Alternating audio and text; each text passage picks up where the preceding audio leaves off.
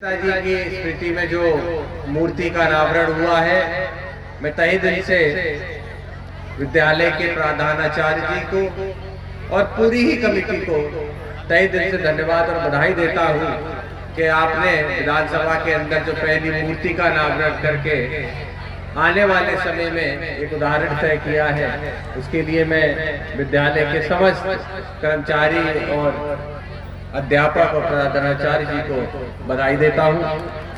आज खुशी इस बात की भी है कि आज हम उस जिले में बैठे हैं, उस इटावा में बैठे हैं, और सिर्फ इटावा ही क्यों, एक व्यक्ति जिन्होंने इतना काम किया हो कि एक जिले नहीं बल्कि आसपास के 2-3 जिले, हम इटावा ही क्यों कहें, इटावा के साथ साथ मैनपुरी, फिरोजाबाद, कन्नौज, फरक्काबाद, ये सब वो जिले हैं जहाँ पे नेताजी ने मेहनत कर काम कर पार्टी को खड़ा किया। और आज इन जिलों को अगर जाना जाता है समाजवादी पार्टी के नाम से, तो वो सदैव नेताजी की वजह से जाना जाता है। नेताजी ने जब अपना संघर्ष शुरू किया, पार्टी की शुरुआत की, तो अपना अहम मुद्दा किसानों के मुद्दों को बनाया, किसानी से जुड़े भी रहे, किसानी की भी थी, और आने वाले समय में समय पे जब सरकार में रहे या विपक्ष में रहे तो किसानों के मुद्दों को भी उठाया। अभी हम लोगों ने बच्चों द्वारा जो कार्यक्रम किया गया उसमें ये भी देखा कि किसानों को जब अंग्रेज हम लोगों पर राज करते थे तो किस तरीके की विडंबना और दिक्कतों का सामना करना पड़ता था। दुख की बात तो ये है कि वही समय जो अंग्रेजों के समय हम लोगों को यहाँ दिखाया गया, आज भी किसानों को सरकार से उसी तरीके से जैसे अंग्रेजों से लड़ती थी, आज मौजूदा सरकार भारतीय जनता पार्टी से लड़ना पड़ रहा है। हमें आपको देखना होगा कि कितना किसान दिल्ली को घेर के बैठा है कि आने वाले समय में सरकार उनकी समस्याओं को सुनेगी, लेकिन हमें भरोसा है कि ये किसान अपनी जगह से नहीं हटेगा। किसान वो है जो इस देश की पहचान है। आज भी देश के अंदर 7% से ज्यादा किसान बसता है। ये किसान ही है जो इस देश को आगे हम बच्चों को अन्न खिलाने का काम करता है। और आज अगर हम किसान की सरकार बात नहीं सुनती है तो हम सबको एकजुट होकर किसान का सहयोग करना चाहिए। मैं समझता हूँ यही सबसे बड़ी श्रद्धांजलि नेताजी के लिए होगी जब हम किसानों का सहयोग करें। साथ ही में यहाँ उपस्थित मैं सभी लोगों से अनुरोध यही करूंगा कि अभी 2024 का चुनाव होगा, और ये चुनाव करो या मरो की स्थिति में, जहां आपने देखा समाजवादी पार्टी इंडिया गठबंधन का हिस्सा बनती है, और प्रदेश नहीं देश को जो व्यक्ति इंडिया गठबंधन के साथ है उनको एक आस के रूप में उत्तर प्रदेश की तरफ देख रहे हैं। तो आपकी हमारी जिम्मेदारी है। पार्टी ने आदरणीय शिवपाल सिंह जी को बधाइयों की जिम्मेदारी दी है।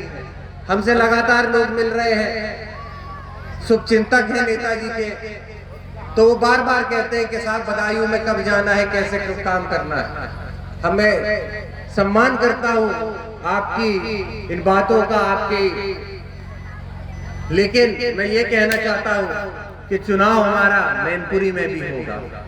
जो साख हमारी बदायूं में लगी है वही साख हमारी मैनपुरी में भी होगी। इस बात को आप हम लोगों को समझना है कि कहीं हम बदायूं के चक्कर में अपने मैनपुरी को ना छोड़ दें, ये सोच के कि मैनपुरी और जसवंत नगर तो हमें जीतना ही जीतना है।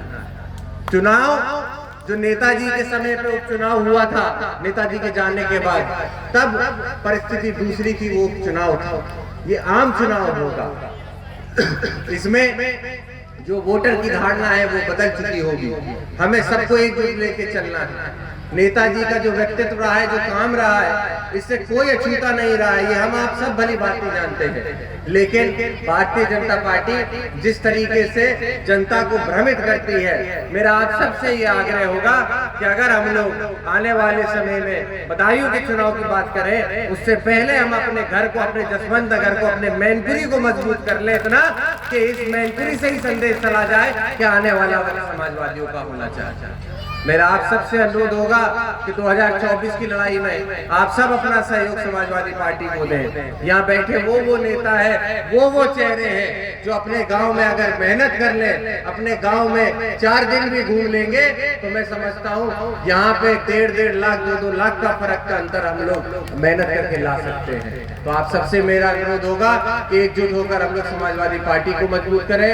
कहने को कई सारी बातें हैं, कई सारी बातें मन में है जिनको मैं आपके बीच रखूंगा, लेकिन मैं जानता हूं मैं आगे भी बहुत मौके मिलेंगे।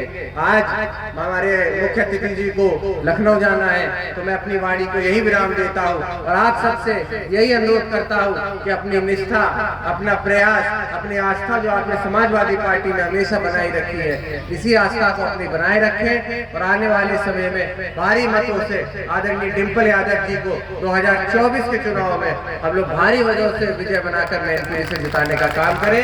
एक बार पुनः आए हुए सभी अतिथियों का, सभी हमारे सम्मानित बुजुर्गों का, छोटे छोटे बच्चों का जिन्होंने यहाँ कार्यक्रम किया, बहुत अच्छे कार्यक्रम जो समाज के हमारे दिक्कतें विडम्बनाएं उनको यहाँ दर्शाने का काम किया। मैं आप सबका धन्यवाद देता हूँ। सांस्कृतिक प्रकोष्ठ के जो हमारे साथी हैं, जो समय समय पे पब्लिक को बांधने का आप लोग काम करते हो, आप लोगों को भी मैं तहे दिल से बधाई देता हूँ। आप सभी लोगों का बहुत बहुत धन्यवाद।